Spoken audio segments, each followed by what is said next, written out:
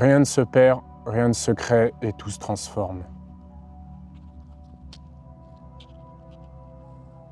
Antoine Lavoisier, un scientifique français, écrit cette citation dans son traité élémentaire de chimie à la fin du XVIIIe siècle. Enfin, pas vraiment. Cette phrase n'est que la synthèse de ce qu'il a réellement dit. Car rien ne se crée ni dans les opérations de l'art, ni dans celles de la nature. Voilà ce qu'il a réellement dit. Mais alors quel rapport avec Killua? Killua Zoldyck est un des personnages principaux de Hunter x Hunter, issu de la célèbre famille d'assassins Zoldyck. C'est un personnage créé de toutes pièces par Yoshihiro Togashi pour accompagner Gunfrix dans son aventure. Le manga a été prépublié en 1898 et a été terminé en... Ouais, bon, il a jamais été terminé. Mais est-ce que Yoshihiro Togashi a réellement créé ces personnages? Parce que si on s'en tient à la citation de Lavoisier, l'auteur n'a fait que prendre l'histoire d'héros du passé pour créer ce personnage. Mais alors, qui est Killua? Killua est un enfant prodige, ça on le sait. Il a été entraîné dès son plus jeune âge pour devenir un tueur d'élite, ce qui lui confère des compétences exceptionnelles en furtivité, en combat et en manipulation d'électricité grâce à son naine.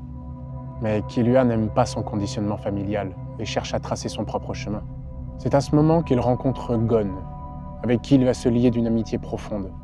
Il l'aidera à retrouver son humanité et à s'éloigner de son passé sombre. Déjà en quelques lignes, on sait où le mangaka voulait en venir.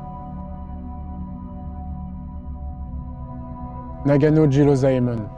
C'est une figure légendaire associée au shinobi du clan de Koga. On a très peu de documents historiques sur lui, mais ce qu'on sait, c'est que c'était un chef de clan influent et respecté. Sa position dans le clan Nagano, une des familles principales de l'organisation, en faisait un stratège et un excellent meneur. Non seulement dans sa région, mais également parmi les autres clans shinobi de l'époque. Ce qui est intéressant, c'est de voir les similitudes entre le clan Koga et la famille Zoldyck. Situé dans la région de Koga, aujourd'hui considérée comme la préfecture de Shiga, le clan s'était exilé dans les montagnes de la région pour garder le secret sur l'emplacement de leur village. Le clan se composait de plusieurs familles originaires de la région, qui gardaient une mainmise sur les entrées et sorties à l'intérieur de leur territoire. Ils effectuaient des missions diverses, gracieusement payées, pour d'autres clans ou instances royales. Bien sûr, une fois shinobi du clan, la seule façon d'y sortir était la mort. À l'intérieur du clan se trouvait aussi une kunoichi légendaire, Mochizuki Shiyome. Elle était célèbre pour avoir formé un réseau de renseignements et d'assassinats composé uniquement de femmes. Elle utilisait des jeunes filles qu'elle transformait en geisha ou en prêtresses pour intégrer les endroits les plus secrets. La kunoichi, étant noble de naissance, utilisait son rang pour renseigner les grandes instances du Japon. Et en face, on a Kikyo Zoldyck, la mère de Killua.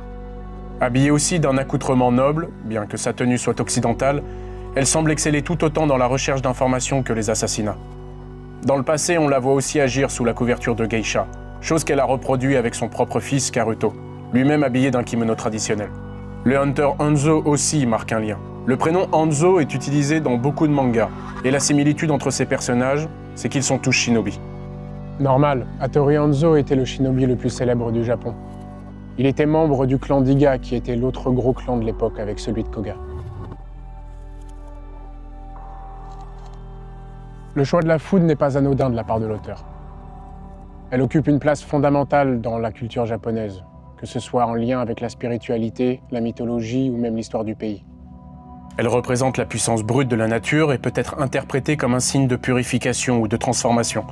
On dit même que les éclairs, par leur lumière soudaine et leur intensité, incarnent un moment d'éveil ou de révélation dans certaines traditions spirituelles. Étonnamment, c'est quand Killua s'éveille vers un chemin différent de celui qu'il a connu que le jeune Hunter développe un nen lié à la foudre, comme si une étape de sa vie était passée.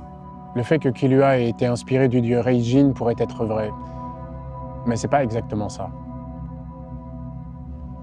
Killua est un Reiju. Le Reiju, c'est une créature mythologique du folklore japonais. Un yokai associé à la foudre, aux orages, et messager du dieu du tonnerre Reijin.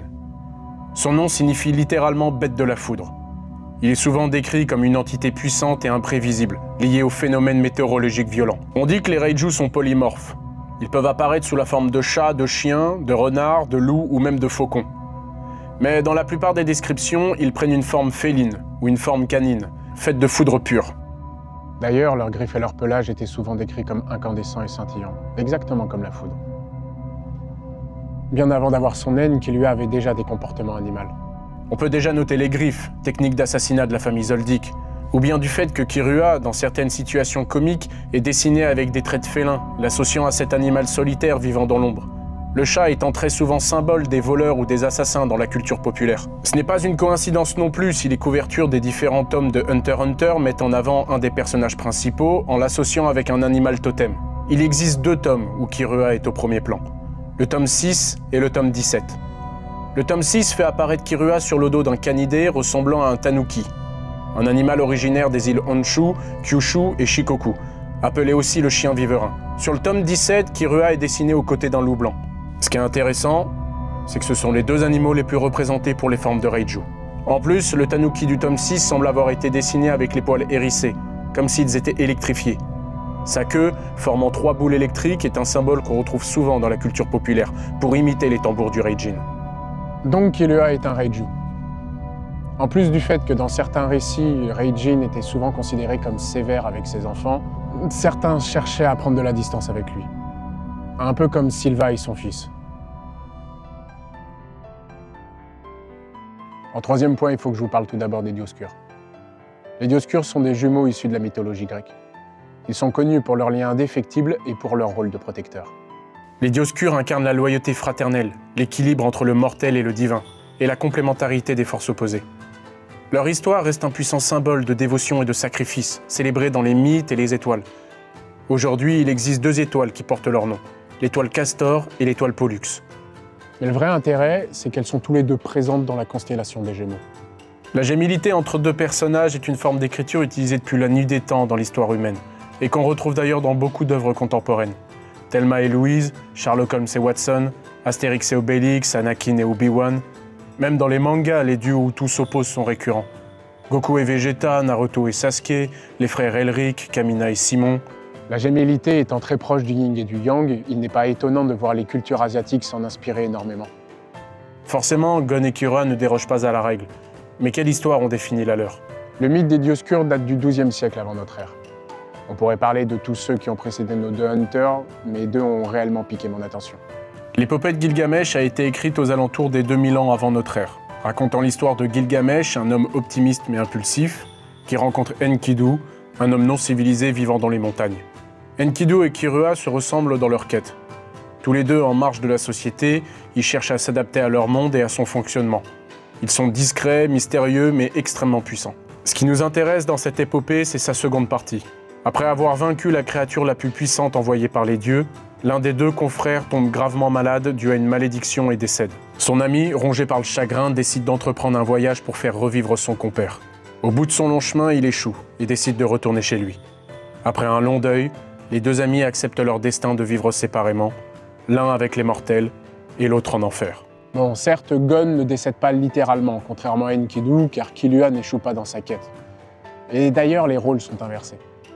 Mais la similitude entre l'épopée de Gilgamesh et l'arc de Chiméraanthe est très forte. Le 2e binôme date sûrement d'une époque encore plus ancienne, bien que cela soit difficile à prouver car leur histoire fut transmise oralement. Celle d'Hanuman et Rama. Hanuman est le symbole de la dévotion dans la mythologie hindoue. C'est un homme singe qui joue entre paix et férocité, espièglerie et protection. Bref, tous les moyens sont bons pour que son compagnon Rama atteigne son objectif. Or, Killua est clairement mis en avant comme l'ange gardien de Gon. Il y a juste à voir les différents moments où Killua empêche Gon d'aller vers une mort certaine.